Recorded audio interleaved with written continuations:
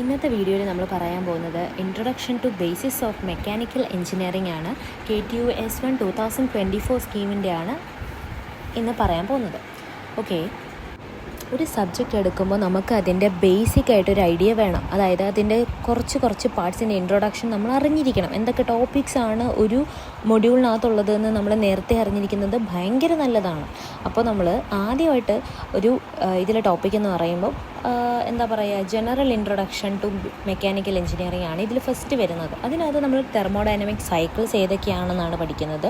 3 type of സൈക്കിൾസിനെ പറ്റിയാണ് ഇതിൽ പറഞ്ഞേക്കുന്നത്. Carnot cycle, auto cycle, diesel cycle. Carnot cycle എന്ന് പറയുമ്പം ഐഡിയൽ ആയിട്ടുള്ള ഹീറ്റ് എഞ്ചിൻ സൈക്കിൾസാണ്. ഓട്ടോ സൈക്കിൾ എന്ന് പറയുമ്പോൾ ഗ്യാസലിൻ എഞ്ചിൻ സൈക്കിളാണ്. ഡീസൽ സൈക്കിൾ എന്ന് പറയുമ്പോൾ ഡീസൽ എഞ്ചിൻ സൈക്കിളാണ്.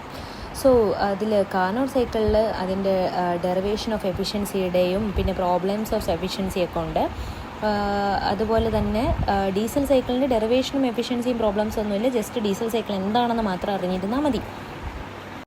അടുത്ത പാർട്ട് എന്ന് പറയുമ്പോൾ IC എൻജിൻസ് ആണ്. അതിനകത്ത് CI എൻജിൻസും ഉണ്ട്, SI എൻജിൻസും ഉണ്ട്. ഡീസൽ എൻജിൻസ് ആണ് CI എൻജിൻസ് എന്ന് പറയുന്നത്. SI എൻജിൻസ് എന്ന് പറഞ്ഞാൽ ഗ്യാസലിൻ എൻജിൻസ് ആണ്. അത് സ്പാർക്ക് വഴിയാണ് നമ്മൾ ഇഗ്നൈറ്റ് ആവുന്നത്, ഫ്യൂവൽ ഇഗ്നൈറ്റ് ആവുന്നത്. പിന്നെ എൻജിൻ ടൈപ്സ് ഉണ്ട്. 2 സ്ട്രോക്ക് എൻജിനും ഉണ്ട്, 4 സ്ട്രോക്ക് എൻജിനും ഉണ്ട്. പിന്നെ അഡ്വാൻസ്ഡ് ആയിട്ടുള്ള ടെക്നോളജീസാണ് CRDI. അതെന്ന് പറയുമ്പം ഡയറക്റ്റ് ഫ്യൂവൽ ഇഞ്ചക്ഷൻ ഫോർ ഡീസലാണ്. MPFI എന്ന് പറയുമ്പോൾ multi point fuel injection for ഗ്യാസലിനാണ്. ഹൈബ്രിഡ് എന്ന് പറയുമ്പോഴത്തേക്കും എൻജിനും ഇലക്ട്രിക് മോട്ടറും ഒരുമിച്ച് വരുന്നതാണ് നമ്മുടെ ഹൈബ്രിഡ് എന്ന് പറയുന്നത്. ഓക്കെ, സോ അടുത്ത ടോപ്പിക്കിൽ വരുന്നത് റെഫ്രിജറേഷനാണ്. അതിനകത്ത് നമ്മൾ യൂണിറ്റ് ഓഫ് റെഫ്രിജറേഷൻ, നമ്മൾ കൂളിംഗ് കപ്പാസിറ്റി കണ്ടുപിടിക്കാൻ വേണ്ടിയിട്ട് യൂണിറ്റ് ഓഫ് റെഫ്രിജറേഷൻ വേണം. പിന്നെ റിവേഴ്സ്ഡ് കാർനോട്ട് സൈക്കിൾ, അതെന്ന് പറയുന്നത് ഒരു ഐഡിയൽ ആയിട്ടുള്ള റെഫ്രിജറേഷൻ സൈക്കിളാണ്. പിന്നെ അത് കഴിഞ്ഞിട്ട് COP എന്ന് പറഞ്ഞാൽ കോഎഫിഷ്യൻ്റ് ഓഫ് പെർഫോമൻസ് ആണ്.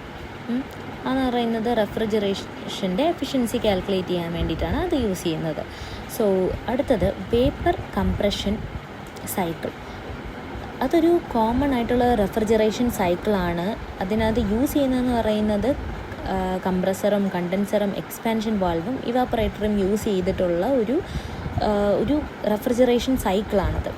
പിന്നെ നമുക്ക് പഠിക്കാനുള്ളത് സൈക്രോമെട്രിയാണ്. അതെന്ന് പറയുമ്പോൾ ഒരു dry bulb temperature, wet bulb temperature, dew point temperature, specific humidity, relative humidity, അങ്ങനെ 5 ഫാക്ടേഴ്സ് ഉണ്ട്.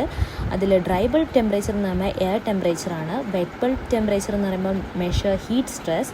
ആൻഡ് ഡ്യൂ പോയിൻറ്റ് ടെമ്പറേച്ചർ എന്ന് പറയുമ്പോൾ temperature for condensation. And specific humidity എന്ന് പറയുമ്പോൾ mass of water vapour per unit mass of air. Relative humidity എന്ന് പറയുമ്പോൾ ratio of actual to maximum water vapour capacity. Psychrometric chart എന്ന് പറയുമ്പോഴത്തേക്കും അതൊരു graphical റെപ്രസെൻറ്റേഷനാണ് air പ്രോപ്പർട്ടീസിൻ്റെ. നമ്മൾ എന്തിനാണ് യൂസ് ചെയ്യുന്നതെന്ന് പറഞ്ഞാൽ എയർ കണ്ടീഷനിങ് സിസ്റ്റംസ് അനലൈസ് ചെയ്യാൻ വേണ്ടിയിട്ടാണ്. എയർ കണ്ടീഷനിങ് എന്ന് പറയുമ്പോഴത്തേക്കും അതിനകത്ത് കൂളിങ്ങുമുണ്ട്, ഡീഹ്യൂമിഡിഫിക്കേഷനുമുണ്ട്, റിമൂവിങ് ഹീറ്റും പിന്നെ മോയ്സ്ചറും എയറിൽ നിന്ന് റിമൂവ് ചെയ്യാൻ വേണ്ടിയിട്ടാണ് യൂസ് ചെയ്യാറ്. സെൻട്രൽ എയർ കണ്ടീഷനിങ് സിസ്റ്റം എന്ന് പറയുന്നത് ഒരു ബിൽഡിങ്ങിന് ലാർജ് സ്കെയിലായിട്ട് ചെയ്യുന്നതാണ്. അതിനകത്തൊരു ചില്ലർ കാണും, കൂളിംഗ് കോയിൽ കാണും, ഫാൻ കാണും, ഡക്ട് വർക്ക് കാണും. ഇതാണ് റെഫ്രിജറേഷൻ്റെയും എയർ കണ്ടീഷനിങ്ങിൻ്റെയും ഒരു ബേസിക് ആയിട്ടുള്ള കാര്യങ്ങൾ കവർ ചെയ്യുന്നത്. അപ്പോൾ നമുക്ക് ഈ ഒരു മൊഡ്യൂളിനെ പറ്റി ഒരു ബേസിക് ഐഡിയ കിട്ടിയിട്ടുണ്ട് എന്ന് ഞാൻ വിശ്വസിക്കുന്നു. അപ്പോൾ ഇനി ലേറ്റർ വീഡിയോസ് വേണമെങ്കിൽ നിങ്ങൾ കമൻറ്റ് ചെയ്യുക. ഞാൻ പഠിപ്പിക്കുന്ന മനസ്സിലാവുന്നുണ്ടെങ്കിൽ നിങ്ങൾ കമൻറ്റ് ചെയ്താൽ ഞാൻ ഒരു വീഡിയോസ് ആയിട്ടിടാം. ഒരു സ്പെസിഫിക് പാർട്ടോ എന്തെങ്കിലും ടോപ്പിക്കോ ആണ് വേണ്ടതെന്നുണ്ടെങ്കിൽ അതായിട്ടിടാം. Okay, thank you for watching.